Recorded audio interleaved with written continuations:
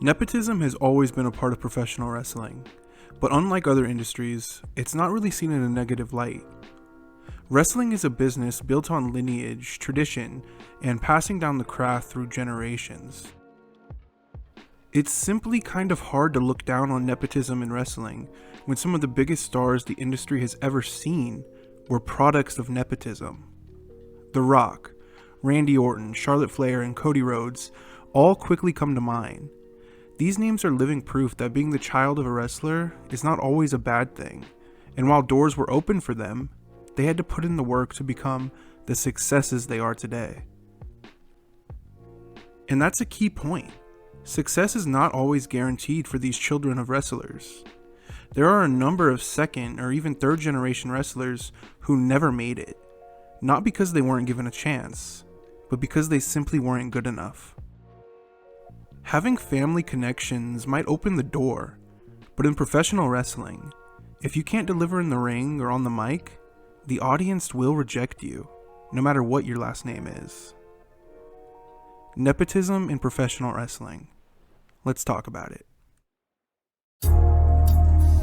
Oh, and by the way, Beaner Bronco Buster? Yeah. Where the hell did that come from? Improv. That was wonderful. Professional wrestling has a long history of families passing down the business from generation to generation, but there might be no bigger example than the McMahon family. And I understand, if I were to truly take a magnifying glass to nepotism in wrestling, we'd have to go almost 100 years back to Mexico.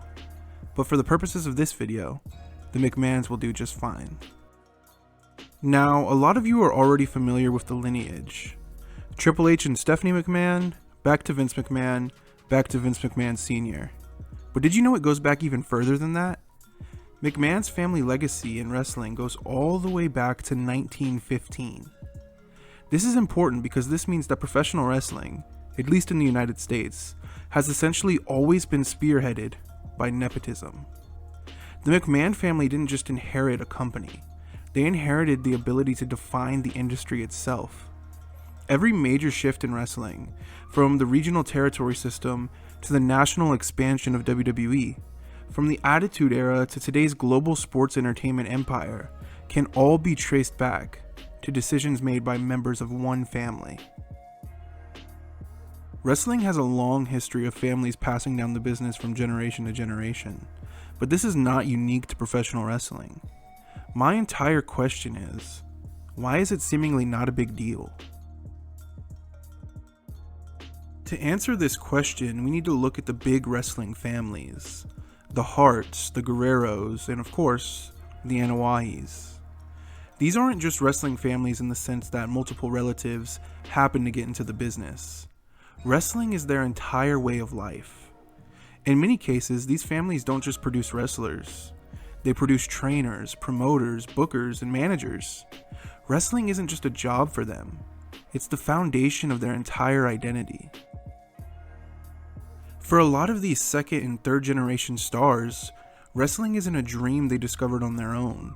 It's something they were born into. They grew up surrounded by the business, watching their parents, uncles, or cousins perform, learning about it long before they ever stepped foot into a ring. Some of them trained in their family gyms, took their first bumps before they could drive, and had access to resources and knowledge that the average aspiring wrestler could only dream of. But more than just learning the technical skills of wrestling, they were raised in the culture of it. Wrestling is a business unlike any other. It requires a level of commitment that doesn't just affect the performer, but the entire family. These kids weren't just seeing their parents go to work. They were watching them travel constantly, wrestle through injuries, and live a life that revolved around entertaining a crowd. So when I ask the question, why does nobody seem to care about nepotism in wrestling? This is the answer. It's not that wrestling fans don't recognize nepotism. It's that wrestling has always functioned like a family business. If your dad was a wrestler, there was a good chance you were going to be a wrestler too. Not necessarily because you were given an easy path, but because wrestling was all you ever knew. Think about what your parents do. Now, this doesn't apply as much as I did, say, 30 years ago, but if your father was an architect, let's say he built and renovated houses for a living, there is a high likelihood you would as well. But why is that? Maybe your dad brought you to job sites as a kid, and while he was placing down plywood, you were holding the nails. Maybe he taught you the basics of reading blueprints or had you shadow him when meeting his clients. It's what you grew up knowing, so by the time it's your turn to enter the workforce, you already have an edge over someone whose parents were doctors or teachers. You aren't just learning the skills, you are absorbing the lifestyle. But of course, that doesn't mean every second generation wrestler succeeds. Plenty have flopped. Plenty have struggled under the weight of their family name. But at the end of the day, nepotism in wrestling doesn't guarantee success. It just guarantees an opportunity. And once you step into that ring, what you do with that opportunity is entirely up to you. You see, there's a double standard of nepotism in wrestling. Fans pick and choose when it doesn't matter and when it does. When a second or third generation wrestler doesn't pan out, the backlash is immediate. They're labeled as untalented and only in the business because of their last name, or written off as a failed experiment. But when nepotism does work, when someone like Roman Reigns or Charlotte Flair rises to the top, it suddenly stops being a part of the conversation. You know, nobody says Roman Reigns is only a star because of his family anymore, because he proved he is that guy. And that's the thing. Nepotism can only get you so far. Like I've already said, yes, being born into the business gives you advantages. You might get an opportunity faster, but that opportunity is meaningless if you can't back it up. For every Roman Reigns, there's a Manu. For every Charlotte Flair, there's a David Flair. Wrestling history is full of people who got their foot in the door because of their family name, but that name alone didn't keep them in the business. If you can't connect with an audience, if you don't have the skill, the presence, or the ability to evolve, you're not going to make it. Let's do a little experiment. I want to look at a wrestler who hasn't benefited from nepotism. I want to look at LA Knight. Now, you might not realize this, but fans are more forgiving of struggles for non-nepotism benefiting wrestlers. LA Knight is 42 years old. He's been around for a while. He has slowly grown a connection with the fans and established a dedicated fan base despite not always being booked the greatest. Fans clamor for LA Knight to do more in WWE, but I want you to think about something. Let's imagine LA Knight was the son of a great wrestler. Let's imagine Shawn Ricker's name was Shawn Helwig, son of wrestling legend, the Ultimate Warrior. For years, Shawn struggled going from indie promotion to indie promotion. There was nothing that really jumped out about him. He wasn't especially great in the ring, and he constantly changed characters trying to find something that would stick. After 10 years in the business, he was finally given a chance to try out for the WWE, but it didn't work out. At 31 years old, Shawn was back on the indies. Now, I know 31 is nowhere near old in wrestling terms, but to be 31 with no real traction in your career, you have to wonder if this person has what it takes. Despite all that, Shawn was not determined and returns to the indies, finally starting to build a name for himself in TNA. But even still, Shawn's career is mostly unremarkable. He is no more than another guy in TNA. He's not a superstar, he's not a main eventer. Sure, he won a world title, sure he had a few catchy catchphrases, but for the most part, he was an aging talent, someone not worth investing in, and TNA knew that. After 6 more years, at 38 years old, Shawn was finally given another chance by the WWE, but once again, even still, it was clear the company saw nothing more than him than a utility player. This became even more clear when he was called up to the main roster and saddled with a dead-on-arrival gimmick. Now, why did I say all this? Why did I walk you through the career of LA Knight?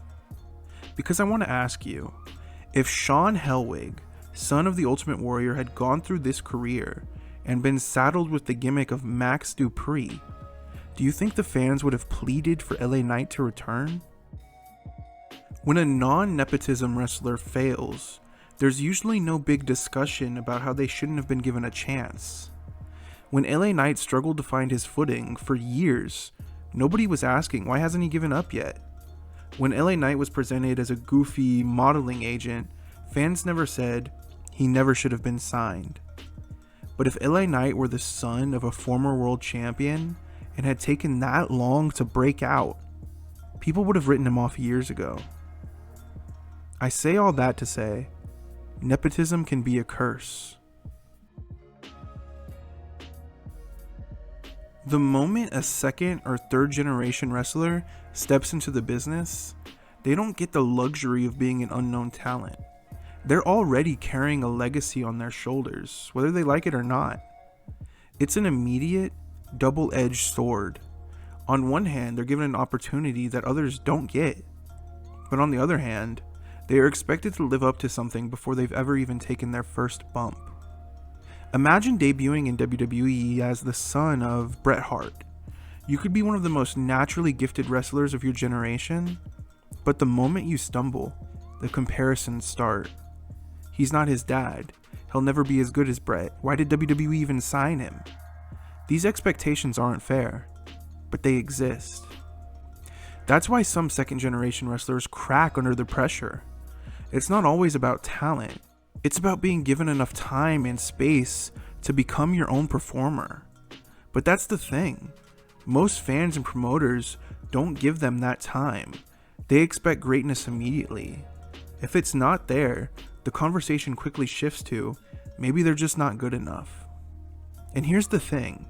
If you're a product of nepotism who struggles, people won't just say you failed. They'll say you wasted an opportunity someone else deserved. They'll say you took someone else's spot. That's what makes nepotism a curse. This is why some second generation stars go out of their way to separate themselves from their family legacies. It's why a guy like Bray Wyatt never even mentioned that he was the son of IRS or the grandson of Blackjack Mulligan. They wanted to be seen as their own person. And in doing so, Wyatt was able to cultivate one of the most recognizable and memorable characters of all time. Nepotism is a powerful tool. It can open doors that might have otherwise remained shut. But if you don't meet expectations, that door will slam shut harder than it ever would for anyone else. At the end of the day, nepotism in wrestling exists. It has always existed. It will always exist. But when you really step back and look at the bigger picture, does it even matter? The truth is, wrestling is one of the most unforgiving industries in the world. The audience decides who succeeds and who fails, and no amount of family connections can change that. If someone isn't good enough, the crowd will let them know. If a wrestler is only in the business because of their last name, but they don't have the charisma, in-ring ability, or presence to back it up, the fans will see that from a mile away, and their career is going to be short-lived. But for those who truly have what it takes, for those who prove night after night that they belong in the ring, their legacy is not just about who their parents are, it's about what they did with the opportunity. Yes, wrestlers like Roman Reigns, Randy Orton, and Cody Rhodes had doors open for them, but those doors mean nothing if you can't deliver. And on the flip side, we've seen wrestlers who had no family ties like LA Knight, CM Punk, and Bryan Danielson grind their way to the top despite the odds. Nepotism might get your foot in the door, but it's never going to do the work for you. No matter who your parents are, no matter how many chances you get, the only thing that truly matters in wrestling is whether or not you can connect with the audience. If you can't, then it doesn't matter what your last name is. Because in wrestling, the cream always rises to the top. True quality will always stand out, and talent will always shine through.